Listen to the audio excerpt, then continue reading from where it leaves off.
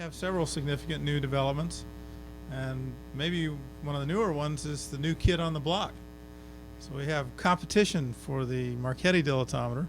We have the Newcastle dilatometer, and Dr. Aziz Akbar is here to tell us a little bit about that from Pakistan.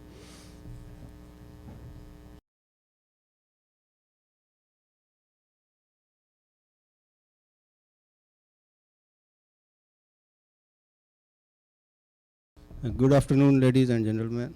I'm Aziz Akbar. The title of my presentation is Newcastle Dilatometer Testing in Pakistani Sandy Subsoils. First, a brief history of the dilatometer. It was developed in 2001 in the University of Newcastle during my PhD research. Next. Geometry of the blade remains the same as that of Marchetti DMT.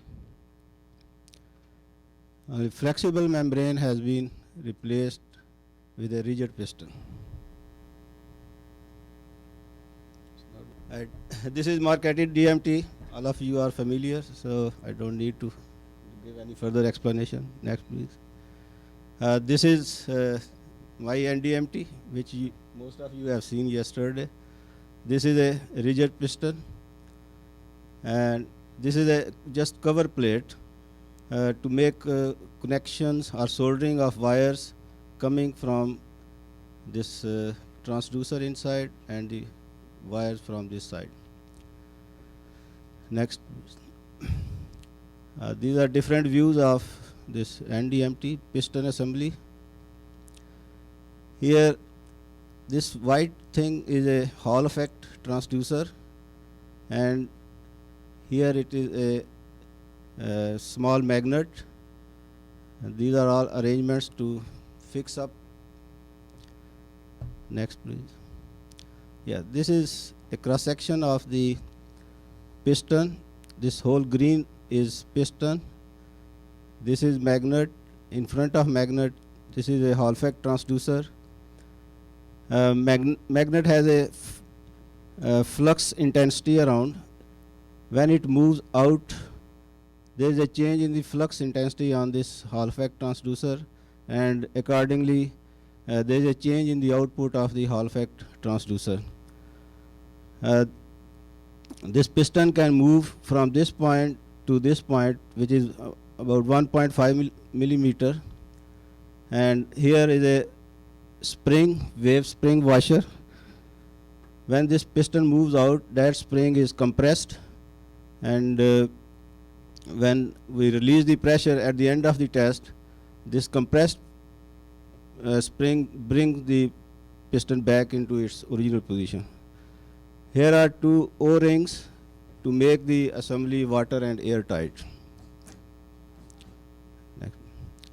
This is the calibration of transducer. The change in Hall effect transducer output is plotted against the actual displacement, and loading unloading behavior is same, no hysteresis. This is the pressure control unit. This is pressure coming in. There are two pressure regulators. This pressure regulator has a needle valve system, same as in Marchetti, and this is a stress increment controlled regulator. So with these two, I can perform two types of tests. One, constant rate of stress, and this for stress increment control test. This stress increment control procedure is preferable if I have to include unload reload cycle during the test, which is a good way of estimating the stiffness of the soil. This is for the release of gas pressure. This is gas pressure gas electric separator, which you have seen yesterday. This is the pressure transducer for measuring the applied pressure. Next, please. This is the whole assembly at the site. The gas pressure coming in. This is the gas electric separator. This is a black hose pipe passing through the rods, and here the Hall effect transducer cable, electrical cable is coming through this black hose pipe, and it's coming to this amplifier. Pressure transducer is also connected to amplifier. The amplified signals are received by the data logger. The data logger is connected to the laptop computer, and the test is controlled through laptop. Next, please. The NDMT test means measuring the lateral movement of piston and the corresponding pressure to do so. Next. This is a screen output. I can open 4 windows. This window gives the displacement and pressure live readings during the test. This is a control unit: start test, stop test, redo test, stop test, and we can give a file name. This is the spreadsheet. With respect to time, we can see the updated values of displacement against pressure. This is the XY graph during the test. This is displacement and this is pressure. When the test is running, this whole data keep updating. Next, please. Since in the assembly there is a spring which gets compressed when piston moves out, so there is a requirement of system compliance. That is the system compliance. Displacement of the piston versus pressure. About 85 to 90 kilopascal pressure is required for 1.1 millimeter movement, same as market. Next, please. This is a test, actual test in sand. Here the piston starts moving right from here, and then it goes like this. From this curve I get 3 pressure values. One is when the piston just starts leaving, and other is when it has moved 1.1, and there is a third value which I find by drawing a tangent to the initial loading part, which I denote by PE, and P is same as marketing P naught. It is I say, pressure on the onset of yielding of the soil. And PB, when the piston leaves the body, is less than this PE.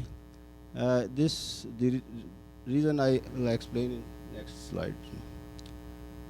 This is a curve for clay. In case of clay, when the piston starts moving, then the slope is mild as compared to previous case. That means the difference between P1.1 and this P is less for clays, it's more for sands, and I think that's the criteria for establishing the material index of the soil. Next, please. Right. This is the penetration of this dilatometer blade into the soil. When soil is here, it is at in-situ stress. When the soil moves along this, or the piston is penetrating into the soil, there is an increase in the lateral strain. And when the soil moves from this point along this constant cross-sectional area, then there is a release in the stress, unloading as the soil passes the shoulder. And when we start loading, we are here, and then initially some pressure is required to bring the soil to a position which was here. So that is reloading during a test. And then when we continue the test, start the test, then this is the actual loading part of this test. So PE is different from here P naught, because first when we apply the load, the soil first reaches to a strain which was here, and that is why PE should be higher than P naught. Next, please.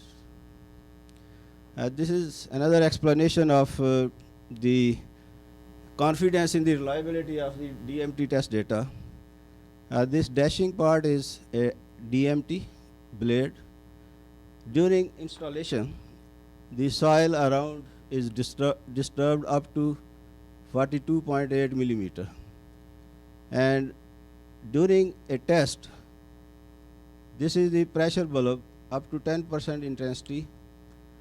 And the soil, this soil is undisturbed due to installation of this blade, which is about 70% of the total soil loaded.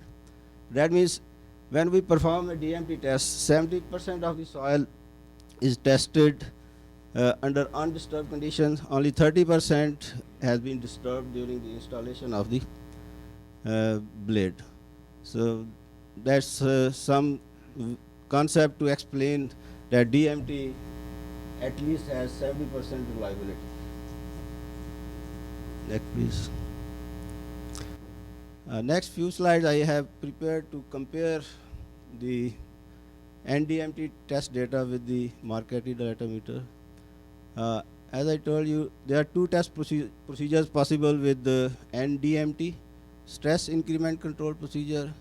In this procedure, gas pressure is increased in increments, maintaining each increment for 30 seconds. And in the other procedure, constant rate of stress, the pressure is increased at a constant rate, same as Marquette. Comparison of test procedures.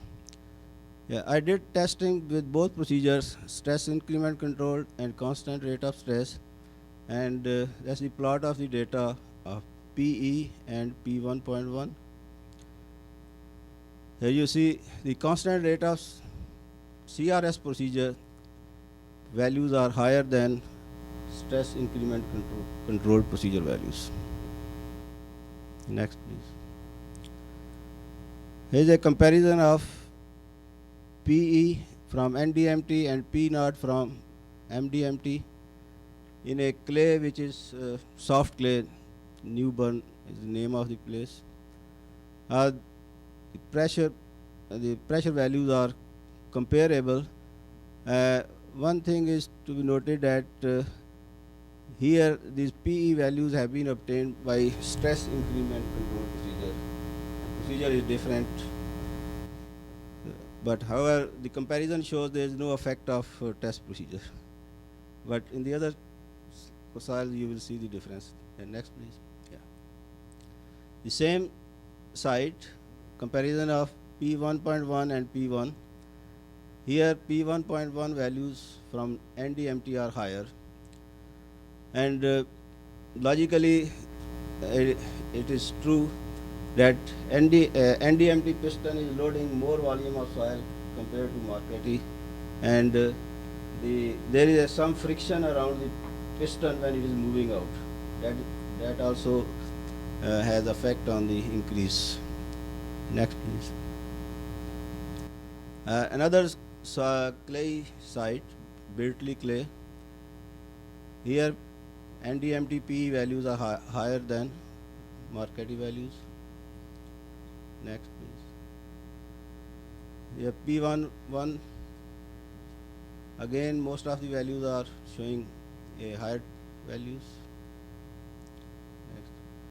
This is sand, difficult to test.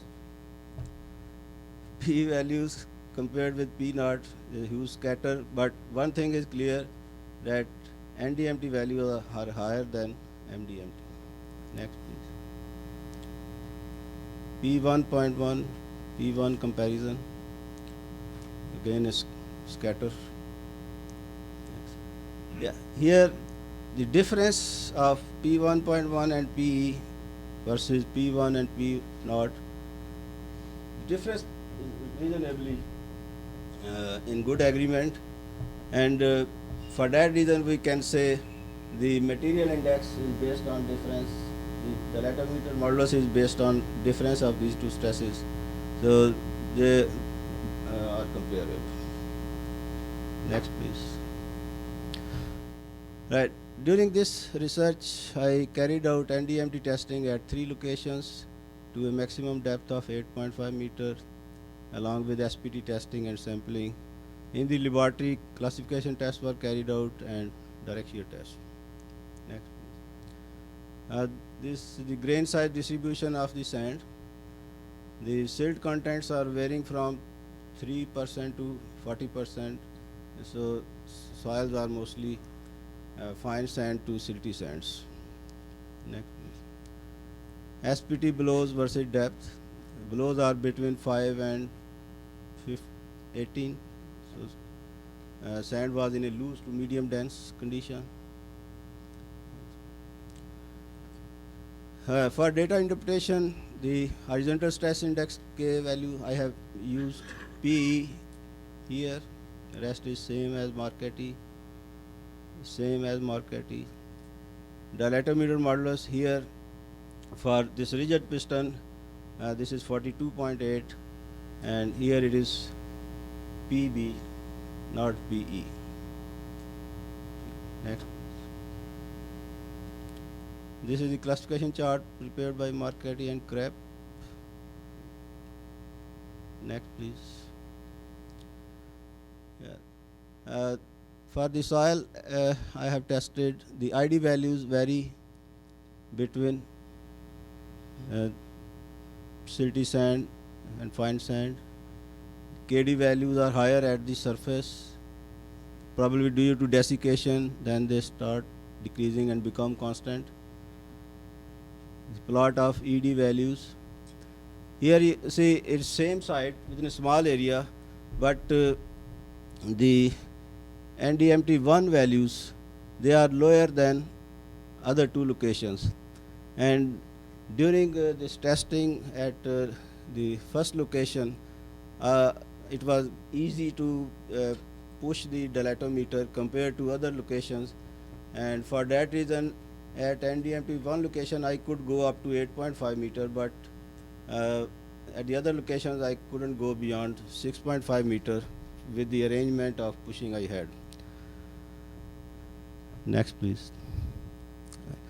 I have plotted my data on this chart prepared by Marquette and Krapp. According to SPT blows, the density values are loose to medium dense, but if I plot the data shows medium dense to dense conditions, which is not true thing. I have applied a factor of 0.8 and then 0.8 factor to the ED values. Then the data plots reasonably on this chart, and for that reason I think if we compare 42.8 with 34.7, the ratio of the 2 is 0.8. For that reason I think my data is plotting higher than this. Anyway, either I need to develop my own chart or I have to multiply my ED values with 0.8 to use this chart. Next, please. Right. Angle of internal friction is a function of material index and KD. The product of these two has been plotted against 5 values. 5 values have been determined by direct shear test, and there is a trend of increase with the multiple of these 2 values. Based on SPT values, there are correlations. 5 value has been estimated based on SPT blows. There seems to be a trend, and based on this trend, next please. This is the equation which is developed, 0.173 ID KD plus a constant, and constant may be a function of the initial density of this sand. Next, please. Modulus of elasticity. That's the equation proposed by Marquette. For silty sand, if I take Poisson ratio 0.5, then ED comes to be equal to 0.84 times ED. Now, this E by this method has been plotted against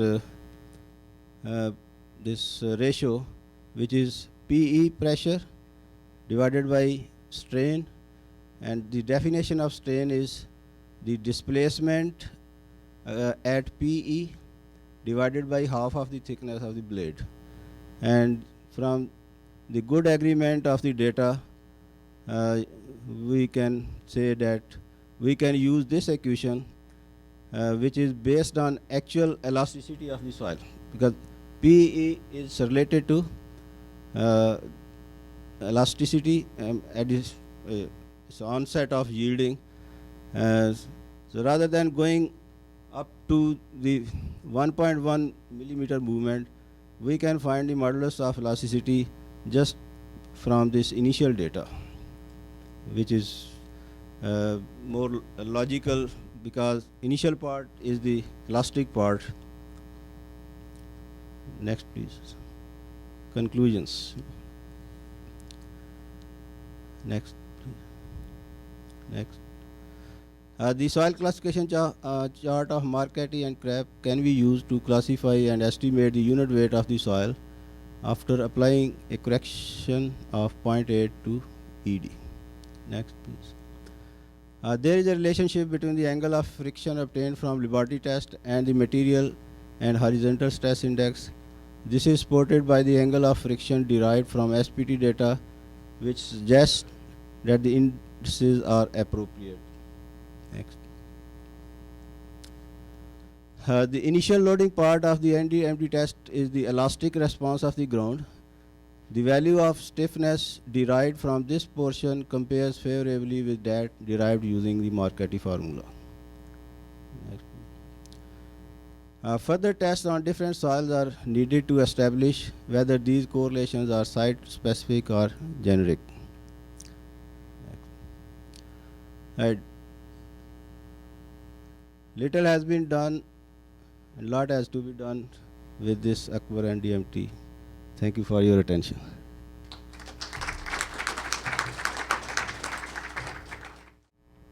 Continuing with the theme of accretion of initials, we will now move from the NDMT to the SDMT and discuss liquefaction potential with Dr. Maggieri from Sicily.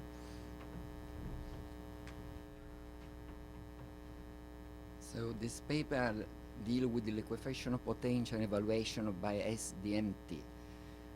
First, I must acknowledge my co-author, Paola Monaco. After the presentation, I will ask she to come to help me to give answer to your question. Next. After a brief introduction on new seismic Marchetti dilatometer and on potential evaluation by SPT, CPT, and VS, I will speak about the new correlation and the comparison between parallel independent evaluation of CRR from KD and VS. And then I will speak about the validation of a new correlation by Loma Prieta earthquake and prediction on liquefaction at Catania, prediction because a big earthquake has not occurred yet. Next. The seismic dilatometer was introduced by Professor Marchetto yesterday. I would like to add only the distance between the two receivers is 50 centimeters, and the measurement is taken every 50 centimeters. So we have a continuous log of measurements. Next. Here is the SMDT operating at Catania. Next. We need to receiver to avoid the problem of first arrival of waves. And so the delay is well conditioned. Here you can see the seismograms recorded and then rephased by cross correlation methods. This gives very precise measurements of VS. The precision is about 1%, so much more than that, for instance, by downwall, which is more or less more than 10% sometime. Next. You can see here the capability of SDMT to measure rigid crust, while this rigid crust is unfelt by Viconess measurements. Next. Here is a comparison of VS by SDMT with other methods. The comparison is very good because it is made for research purposes. Sometimes it's not very good. Depends, of course, on quality of data. This is a key point, as Professor Yamarkos mentioned this morning. Here there is the capability of SDMT to measure not only the initial shear modulus, but also an operative shear modulus at about 0.5 to 1 percent of shear strain. Here there is a comparison between the operative shear modulus measured by SDMT with the shear modulus measured in a laboratory by resonant column test. Next. Now, the liquefaction potential evaluation by SPT, CPT, and Viconess is well known, very well known. Next. According to the simplified procedure by Idris, liquefaction occurs if a cyclic stress ratio is bigger than cyclic resistance ratio. The cyclic stress ratio can be evaluated according to this expression, while the correlation to evaluate the CRR from SPT, CPT, and Viconess are very well known and reported in this U-Densfides publication on ASH Journal. Next. So you can see here the recommended CRR SPT curve. Here is the curve. Of course, it depends on the percent of fines. If you are in this region, there is no liquefaction, and in that region there is liquefaction. Here there is the recommended curve for CRR CPT. Of course, you have to use the stress correct the CPT tip resistance. Again, non-liquefaction area, liquefaction area based on this site. Please, next. And here there is the recommended CRR Viconess curve for Viconess. Of course, also Viconess must be corrected to take account of stress.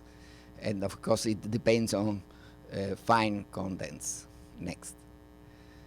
So we move to new CR-KD correlation after this introduction. Next. You can evaluate liquefaction by these two independent measurements, KD and Viconess, and both are have a significant relationship with the liquefaction potential as mentioned by all these listed authors. Next. The horizontal stress index is a reactivity to many factors as stress state, stress strain history, structure, cementation, densification, pre-straining, in-situ stress parameter, and so on. All these items were covered by Paolo Monaco yesterday, so I don't go deeper. If someone has some interest, we can discuss after the paper. Next. Here are the previous curves. As you can see, there is a big divergence almost between the first one proposed by Marchetti and that proposed by Robertson and Campanella. The Reina and Chameau curves looks better because it is, of course, more recent. Next. Here are the new curve proposed by Monaco et al. At Osaka conference. Here is the expression to evaluate the CRR according to this new proposal. And here they are the proposal by Grasso and Maungeri in this paper. In this conference, there is a paper. This new correlation combines previous correlation plus experience based on new database of recent test with the SDMT. Please. Here is a comparison between the new correlation proposed by Monaco et al. And that proposed by Grasso and Maungeri. As you can see, the monocle correlation is on the safe side because it lies down. So if you have a point in the middle of this curve, according to Grassen-Mogeri, it will not liquefy. According to monocle, it will liquefy. So the monocle is on the safety side. Please, next. Here is the comparison of this new tentative curve proposed by Monaco et al. With the previous one. This is in the case if KD is measured by SDMT. And also there is this range of curves if KD is derived from correlation with the CPT and from correlation with the SPT. Next. So we move now to comparison between these two parallel independent evaluation of CRR from KD and Viconess by seismic dilatometer, of course. Next. You can see the scatter of this VSKD data pairs in sand. The scatter is very big, and it depends also because of some time of rigid crust. But next, if we neglect the data regarding rigid crust in this site, the scatter is still very big. Here is the equivalence curve with these two parameters. That means if the points lies on this curve, the CRR is the same, even if you evaluate by Viconess or KD. But in general, there is the points are very far from this equivalence curve. So means that there will be some divergence on evaluation of potential liquefaction if you use Viconess or KD.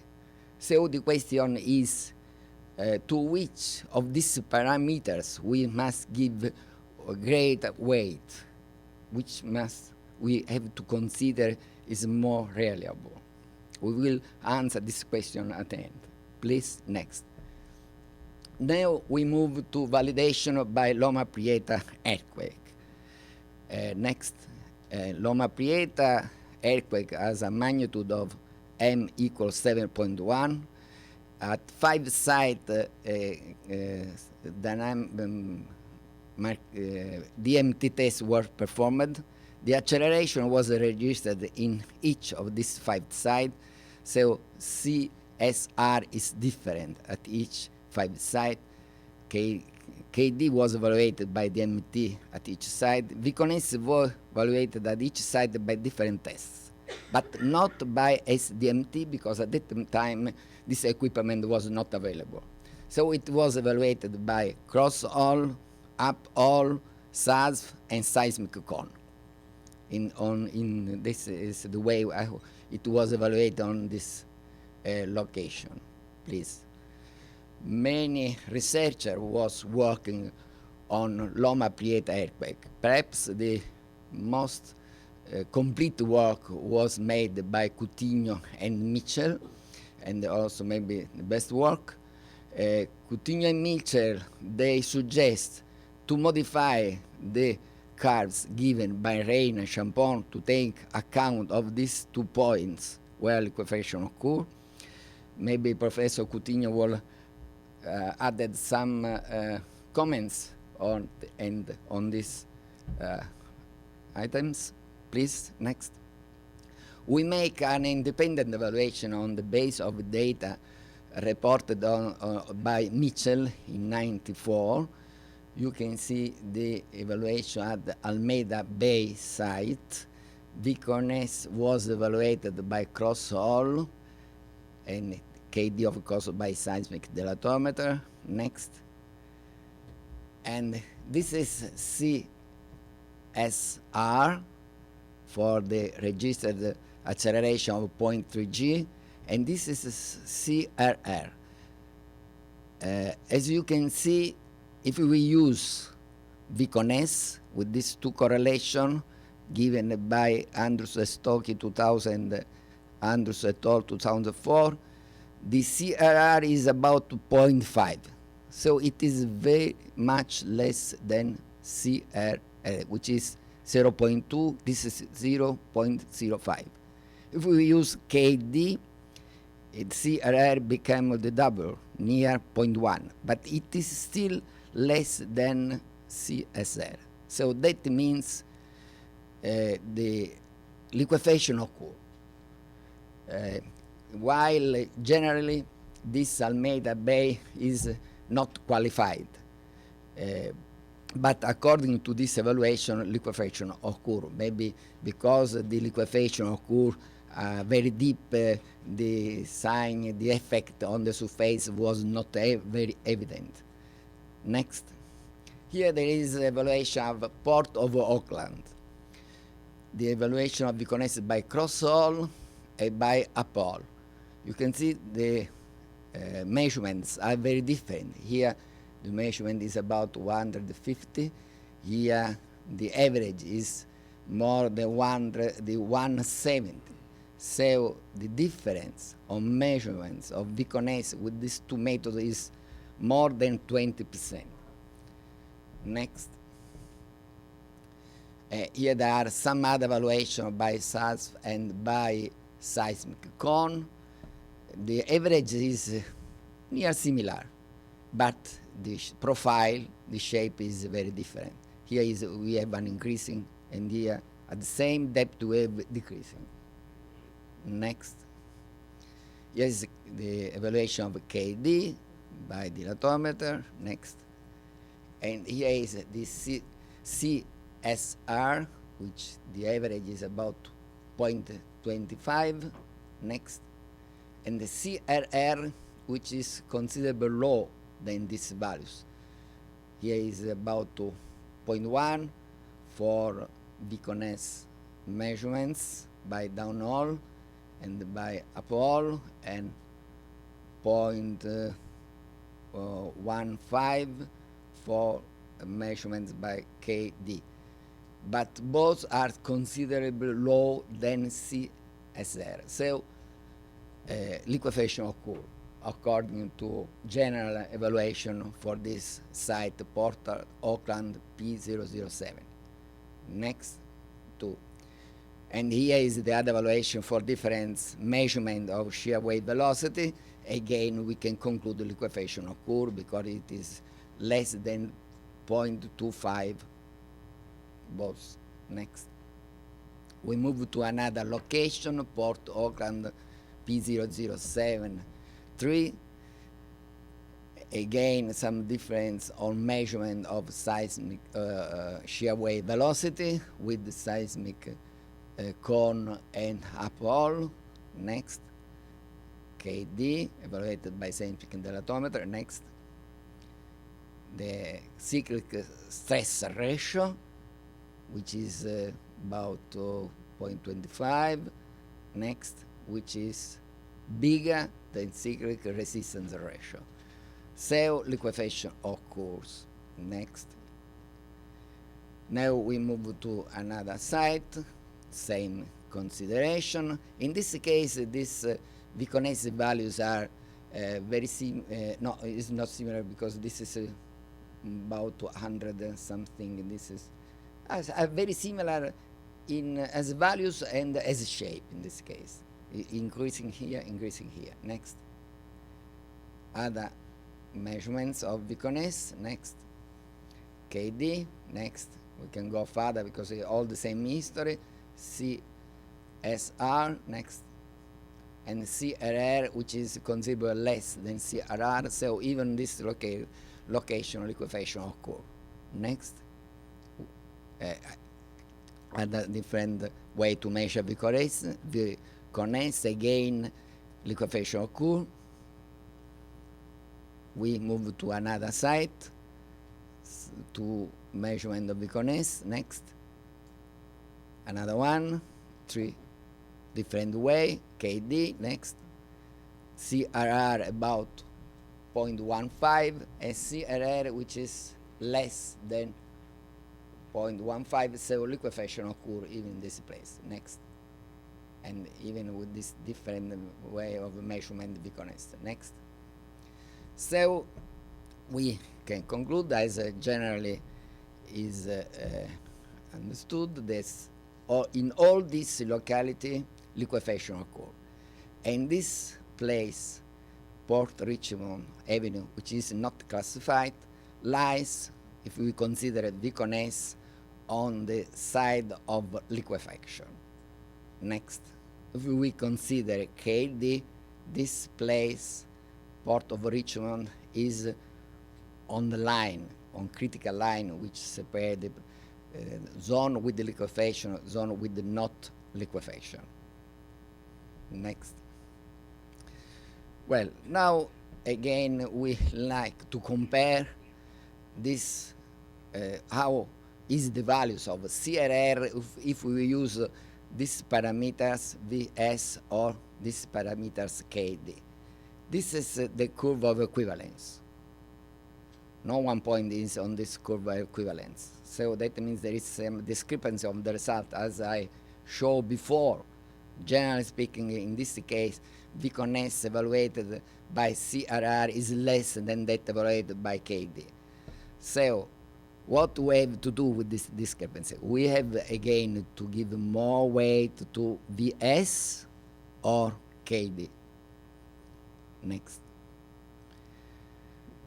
Now we have to move to prediction of liquefaction at Catania. The time is okay?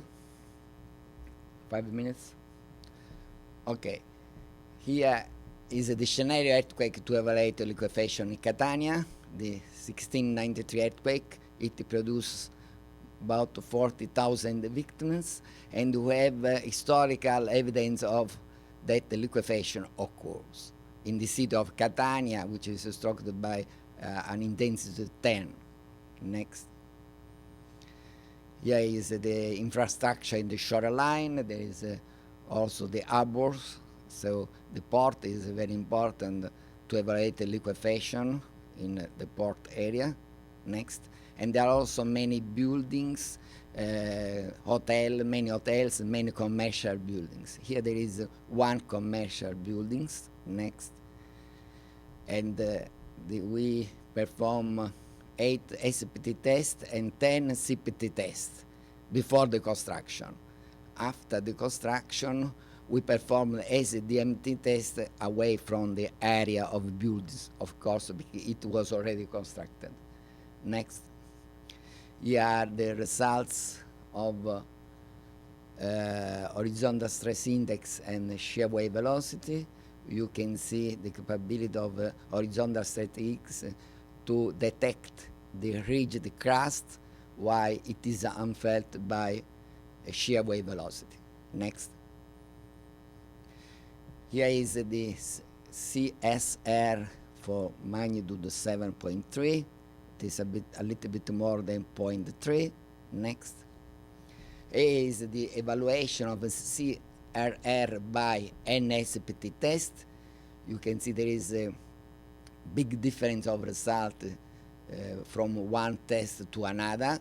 Look, here is 10 and here is more than 60. Next.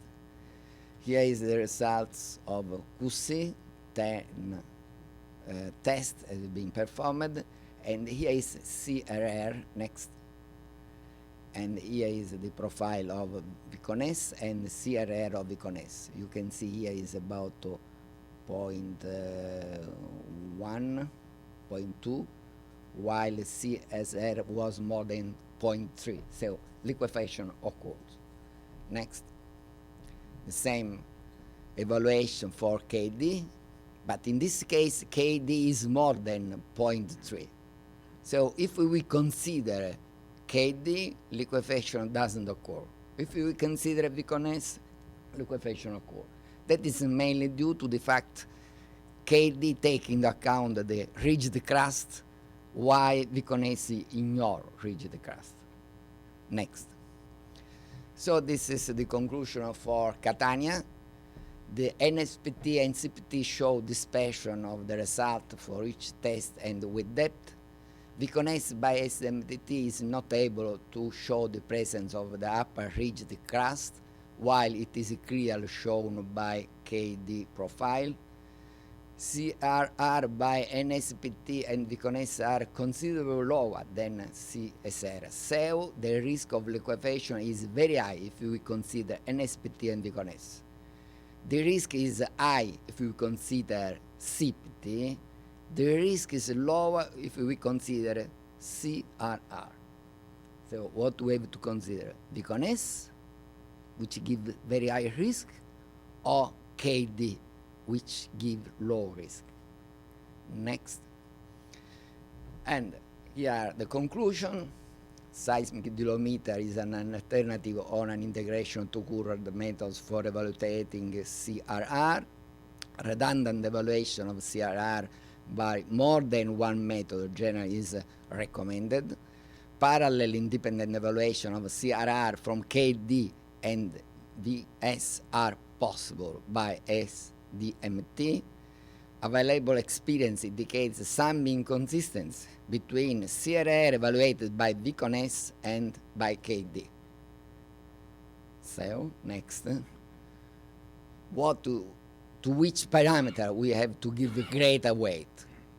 We believe, at least I and Paola, but maybe also Professor Marchetti, we have to give greater weight to KD for the following reason. You can see the reason and we can discuss the reason. Thank you.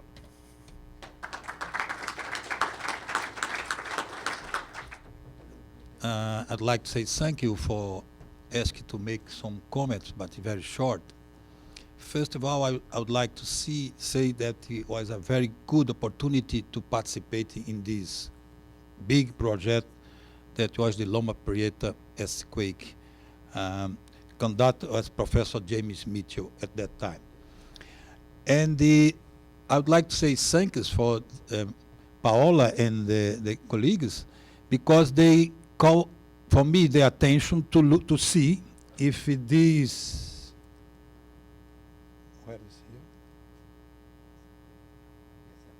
here? If this is the special result that was necessary to correct the Reina and Chamot proposal, and if this result is non-liquefaction, then we don't need to correct. Then the Reina and Chamot curve can be good for Loma Prieta earthquake. Then I need now to look with more careful if really was considered liquefaction or non-liquefaction site, because this internal report research was the first one that was concluded at that time, because I was as a visiting scholar there, and in the project there are many doctorate students. Then perhaps we need to know with Professor Mitchell that this was considered a non-liquefaction site, because sometimes it's not so clear, because sometimes the displacement is very small or deeper. Then we need to know again with Professor Mitchell about that, because it will be very important to say that this curve is good for Loma Prieta and for the Monica results. Thank you for your attention.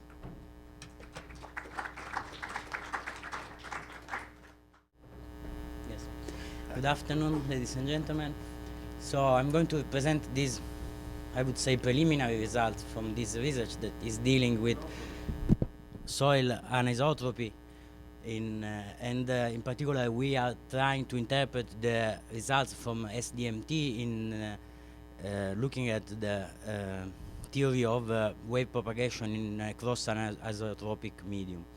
The paper I'm presenting has been co-authored by Renato Lancellotta of Politecnico di Torino as myself, and by Diego Marchetti, and by Paola Monaco and Gianfranco Totani of University of L'Aquila.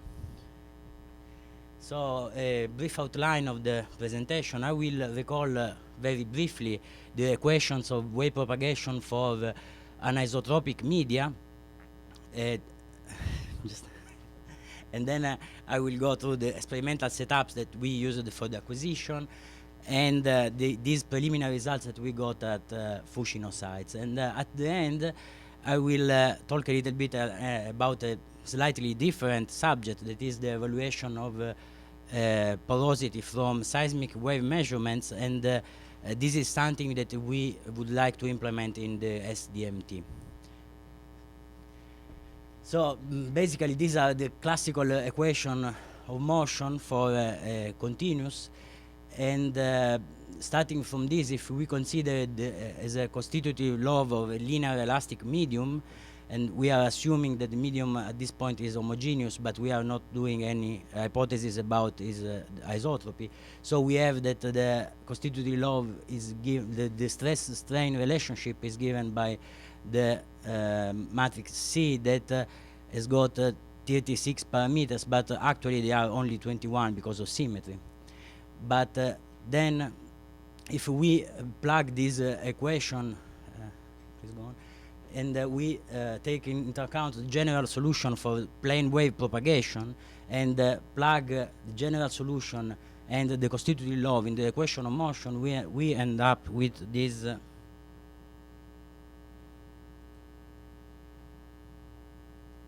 this or not? Okay. We end up with this equation that basically tell us that the velocity of propagation can be obtained as the eigenvalues of the acoustic tensor, that is this quantity here that comes from the multiplication of the constitutive tensor by the direction of the plane wave that is traveling in the medium. For the classical case of the isotropic medium, the tensor C is given by as only two independent constants that in this case are represented here as Lamé constant, lambda and G. And in this case we end up with the well-known solutions that are the two velocity of propagation that in our equation are the small c. So the two velocity of propagation are the velocity of propagation of a shear wave and the velocity of propagation of a P wave. So basically we only have these two different types of waves if we have an isotropic medium. And this is what we usually do when we interpret results from seismic test. But now if we move on and go to the case of a cross-anisotropic medium, in this case we have that basically we have a symmetry, so we have that the medium is not anymore an isotropic, but it is an isotropic, but the difference is between the vertical direction and the horizontal direction, but any direction along the horizontal plane has the same behavior. So basically in this case it's possible to show that the tensor C can be expressed as a function of only 5 independent constant. And if we now use this expression, please move on, and plug this into the equation that we have seen before, excuse me, forgot this slide.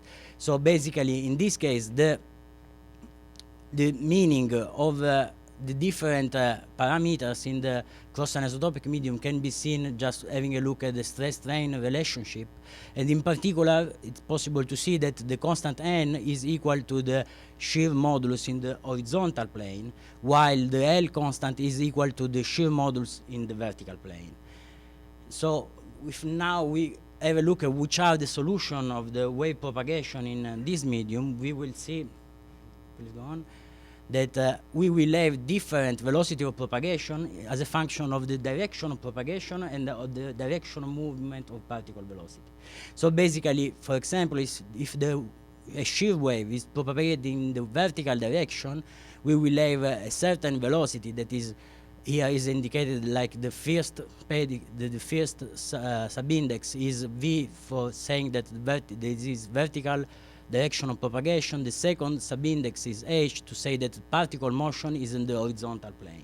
So basically in this case, this velocity, if we go on, will be different from the velocity of a wave propagating in the horizontal direction and having particle motion in the horizontal direction too. So this is different from what we are used to see in the case of an isotropic medium. And again, if we consider also a wave that is propagating in the horizontal direction but has vertical motion, we will find a different velocity. And also, we will find two different velocity for VP. In this case, obviously, the direction of particle motion is in the same direction of propagation. We will have two different velocities, one for the wave propagating with motion in the vertical direction, and the other one with propagation motion in the horizontal direction. I understand that for people not working in the field, perhaps this is not very easy to, it is not very well explained because I didn't have a lot of time to talk about this. So I prefer to go with an example that perhaps will clarify something. So the first example that we can do is the classical cross-hole test. So if in this case we take a look which is the direction of propagation, this is horizontal direction of propagation. That means that in our previous formulation, the tensor that gives the direction is this one, and the particle motion typically is a vertical particle motion. So the direction of particle motion is given by this tensor. So if we plug these values into our equation, we end up with these final results. So that this means that the velocity of propagation, if we consider that our medium is not an isotropic medium, but is an isotropic medium, and in particular we are making the assumption that it is a cross-anisotropic medium, we will end up that the velocity of propagation of shear waves obtained for classical cross-hole is related to the modulus in the vertical plane. That is, the shear modulus in the vertical plane is GHV. Obviously, the velocity of propagation, as usual, is obtained by this quantity divided by the density under the square root sign. So this is in the case of the classical cross-hole. What happened in the case of the downhole test? Now I put the general case. In the general case, we are not really on the vertical with respect, say, for example, to a seismic dilatometer or seismic cone or whatever. And so since we are not exactly on the vertical, we have to take account for the angular incidence of our wave that is traveling in this direction. And in this case, the particle motion is in the horizontal direction because we are striking our source in this direction. So our tensor for direction of propagation and direction of particle motion are these two.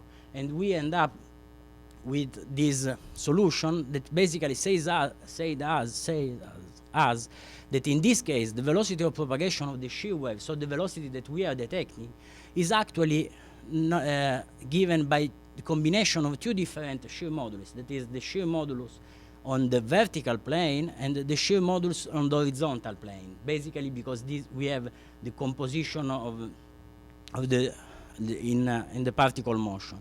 So if we measure only this quantity, and if we assume that the medium is not isotropic, we won't be able to assess the values of the shear modulus because we have two different shear modulus. We are measuring only one quantity. So if we want to go in this direction, if we want to assess the degree of anisotropy in our medium, we have to do more measurements. We have to do at least two different measurements of the velocity of propagation of the shear waves in order to infer our two parameters of stiffness. So, please go on.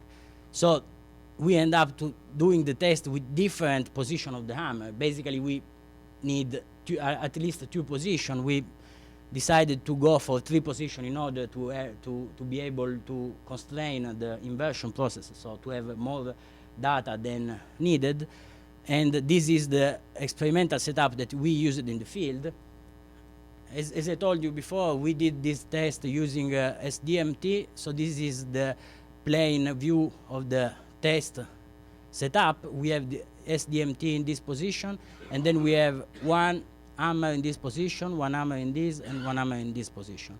All hammers obviously are struck in a way such that the wave that is generated is basically a horizontally polarized wave, and the test is repeated at several depths. So at each depth, we will have 3 different wave paths that will arrive to our receivers. So at each depth, we have 3 different evaluation of the shear wave velocity. From these 3 values, we will be able to get an estimate of the 2 different moduli of the two different shear moduli. Go on. So basically, we have seen this several times. This is seismic. Also, this has been seen very okay. So just a little bit talking about the site. The site is Fucino site in Italy, and we choose to do this preliminary test in this site basically because this is a very homogeneous material apart from the shallow. This is a clay soil. And apart from the very shallow part in which we have the desiccated crust, but then this material is very, very homogeneous, as can be seen from the KD, and also is clear from the values of VS. So we have very homogeneous site, and we performed the test in this zone from about 3 meters to 15 meters. So it's a zone that can be considered very homogeneous. Let's go on. These are the results obtained at each depth. Obviously, as I said, we have a different evaluation of VS. At least we should have 3 at each depth, but we have some troubles in at shallower depth with the hammer that was perhaps too far away, so not enough energy arrived to the sensors, and so we were not able to detect the tiered shear wave velocity up to 8 meters. But from this point on, we have 3 different evaluations of the shear wave velocity, and we can use this in an inversion process aimed at estimating the 2 shear moduli. Go on, please. So these are basically the results from that at each depth, from the 3 let's see a certain depth. For example, at this depth, from the 3 values of VS that we measured on site, we were able to estimate these 2 values of the shear modules. That means that if we plot the ratio between the 2 modules, that is an indicator of the anisotropy of the site, we will get these values, and these values show that the medium shows a certain degree on anisotropy. In particular, these values are always more or less below 1.5 meters. Also, if we have some scatter, some points that perhaps are unusual, probably are not very right. I mean, we had some troubles with these points, and but the final outcomes of these modification of this test should be the ratio of anisotropy in order to understand if it is appropriate for the site to assume that it is isotropic or not. Please go on. With the same data, we tried to do also a different kind of, we tried a slightly different approach. Since we know that this site is very, very homogeneous, we said, okay, it is very homogeneous, so we can assume that the ratio between GHH and GVHH is a constant. I don't know which number is, but I know that I can assume that it is a constant because the soil is very homogeneous. So I repeat my inversion process. So I look for my parameters, but imposing this constraint. That means that at each depth, I will have to evaluate only 2 of these, and then I will have to evaluate a constant that is valid for the whole medium. So we ended up with this value of the constant that is about 2, and these are the values of the shear modules that obviously are always linked by the value of this specific constant. So these more or less are the results that we obtained for, I repeat that these are just preliminary results. We are aimed to repeat the test on other sites in order to have a confirmation. I would like to spend, I have more 5 minutes? I would like to spend the 5 minutes that are left to show some further developments that we would like to implement in the seismic cone. In particular, Diego is working on this. Please go on. The idea is trying to estimate soil porosity from the measured shear seismic velocities. In this case, I mean from both shear wave velocity and P wave velocity. Just to be clear, now I'm talking again about isotropic medium. So I'm talking of a classical wave velocity that we are used to see for a linear elastic isotropic medium. But we are typically the usual thing is that if we are below the water table, we say, okay, the compression wave velocity, Vp, is influenced by water, and this value is not useful at all. So we usually say when the value of Vp is above 1,500 meter per second, more or less, we say, okay, this is a number that is not any more interesting for us. We just discard that piece of information. Instead, we think that that piece of information can be very useful, and can be very, very useful if we try to put everything together in the framework of a different theory of propagation, not anymore a classical continuum mechanics wave of propagation, but if we use the Biot theory that basically deals with wave propagation in porous media, in elastic porous media, we can see that it's possible to use this piece of information in order to estimate the porosity of the soil, hence the void ratio of the soil. So basically, this is the solution of Biot theory. I mean, I'm not going through the theory, but this is just the final result. This is the velocity of propagation of a compression wave in a fully saturated porous media. This is the velocity of propagation of the shear waves. In the case of the shear waves, basically nothing's changed with respect to what we are used to see. The only thing is that obviously this density must be the density of the fully saturated medium. The VP can be represented in terms of the stiffness of the soil skeleton, of the shear modulus of the soil skeleton, the water bulk modulus, and soil porosity, and the density of the grains and density of the fluid.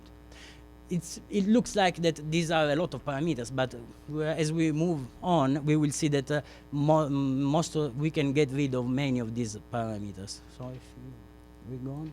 So basically, working out from these two equations and taking into account that G, the shear modulus, can be expressed as a function of Vs, and plugging it inside this first equation, and then resolving this equation for n, the porosity, we end up with this equation that is a closed form solution for porosity. So if we are able to estimate these parameters, we will be able to estimate soil porosity at the site. So the basic idea is, please go on, what's going inside this formula. Basically, we have the grain density, the soil grain density, the fluid density, and the fluid bulk modulus. These values are rather standard values. The only thing is that the bulk modulus can change a little bit with temperature, but also that change is very, very small. So these are rather standard values. We can assume these a priori. About Vp and Vs, the seismic velocities, we can measure these two quantities, so we are okay. The only thing is about the Poisson ratio of the skeleton, so the Poisson ratio of the solid skeleton, and the range of variation of this parameter is not very wide. I mean, here I put from 0.1 to 0.4, but in reality, most of times we have between 0.15 and 0.3, so the range is quite small. And the important thing is that the result is not very sensible to this variation. So if we do a reasonable assumption on the Poisson ratio of the solid skeleton, we can obtain a reasonable estimate of the soil porosity. So I will show you some experimental results that obviously are not yet obtained with the seismic dilatometer, because at the present, the seismic dilatometer only measures shear wave velocity. But in the near future, we hope to measure also compression wave velocity with the seismic dilatometer, aims to be able to estimate also soil porosity with the same tool.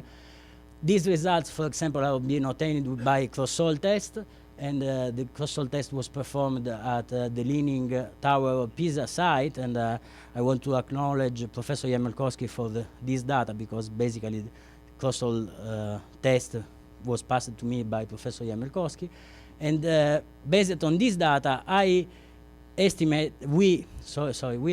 the porosity at different depth. And this porosity here compared to the results from high quality samples. So the porosity directly evaluated on high quality samples basically are either Laval or Ostenberg samples. And the comparison obviously is possible only for the for the clay layers, because in the sand layers it was not possible to have undisturbed samples. But it is possible to see that the comparison in this zone, this red dot, perhaps I regret that these points are not very clear, but these red points are from the Laval samples, and these green ones are for the Ostenberg, and they are in a reasonable agreement with the estimate of porosity. I'll show you just another case, some other results, and you can find more results in this paper. I can give you the references. These are being obtained in downhole with a downhole test, so it's basically the same configuration that we are going to use with SDMT. This is VS and VP, and this is the estimate of porosity. The white points are the porosity estimated on the basis of VS and VP, and the dark points are the porosity directly measured on high quality samples. It's possible to see that also in this case the estimate is quite reasonable. In particular, we were quite happy to be able to detect also this sharp change in the porosity values, because this was a sandstone layer, so the porosity was sensibly lower than these other layers that are basically clay layers. So move on. Finally, these are all the set of experimental results that we collected, both from site tests, so from cross-hole or downhole test, and also from some results from lab tests in the literature. Now we have some more results from lab tests in our lab, and they more or less confirm this. But if we see with the difference between the measured porosity, so measured on soil samples, or in the case of the laboratory, measured directly on the soil samples on which tests have been performed, and the predicted porosity from seismic waves, we see that the agreement is quite consistent and is very encouraging. In particular, I want you to notice that these points, where seems to be a quite high scatter, but in reality these are more than 230 points. So most of points are in years, but they are overlapped one on the other. So what you see here, is just a small quantity of the point, small number of points, and usually the difference that we observed between estimated and measured porosity is typically as average values below 10%. Typically is 5-6% on average. So with this, that's all, and thank you for your attention. And if you have any question. Okay, well, really enthusiastic with this. Well, we are working in laboratory trying to get some of these results and to support your ideas. But one question for this methodology. When we get it from the SCDMT, we will have the problem to get what VS to enter this equation. Because if we have an isotropy, and you talked very well about anisotropies, and that's another question that I wanted to make. Which one will we conciliate to the VP that will get it from the SDMT? I mean, this may be dangerous in certain conditions, I suppose. I mean, yes, because the reason why I presented the two topics as separate is because it is really not easy to deal with wave propagation in fully saturated anisotropic media. That is a little bit too complicated. So obviously there is a certain amount of approximation. The thing is that if you want to use Biot theory in this formulation that is quite simple to use, that is manageable at least, you have to assume that the medium is isotropic. Otherwise, you are not going anywhere. On the other side, if you are worried about anisotropy, you can use something like the method that we propose in the first part, or the other thing is that you can use in cross-hole measurement. I didn't talk about it just because of time, but obviously in the cross-hole measurements, if you have what I showed was that the velocity of propagation is related to the shear modulus in the vertical plane. That is because the vertical motion, I assumed it was in the vertical plane. But if you have the velocity, if you have the particle motion in the horizontal plane, then you will get the G modulus in the horizontal plane. So that would be a much simpler way to get the two modulus and to evaluate anisotropy. But basically that needs a cross-hole test that is much more expensive than a downhole test of the These ones from PISA were from Crosshole? These are from Crosshole, and in this case there are also the results from the two different orientation. So in this case there are also the results. Basically I worked with the vertical horizontally polarized shear wave. Yeah. But if you use the porosity estimation with the other velocity, the result is not changing a lot, because the main thing is that in that relationship that we have seen before, the parameter that drive the estimate of porosity is not VS, is VP. VP is far more important than VS. So if you use either one or the other VS, the change is very little. As a matter of fact, you could also think about using only VP, that is the so-called Biot-Gaussman equation, that is even simpler. And in that case, you will get an estimate of porosity that is more or less as our ones. The difference is that we think that if you have another piece of information that is shear wave velocity, it's better to use it than get rid of it. So we use it, that's it. Yeah. Well, the other question is about the anisotropy. When you plot that, very interesting. Okay. When you're preparing, I just another question. But yeah, but I am, as you know. Yeah. Well, anyway, the anisotropy that you showed, I mean, the relation between GHH and GVH will, of course, be only stress related. Will be both. I mean, not only stress related. Is the global anisotropy. So that's not easy. That's to one of the to problems separate. that we have that to deal. problem, I mean, yes. the fabric and the in stress. that case, basically the anisotropy that we measure is both fabric and stress, and it's not easy to separate the two of them. I think that we need some more results about that. The other thing is that we worked in this case in a homogeneous site, so everything was easier, because in this case we can assume that the ray path is a straight ray path from the source to the receiver. When we go in a stratified medium, that would be a little bit more tricky, because the ray path is not anymore straight, and we have to account for curved ray path.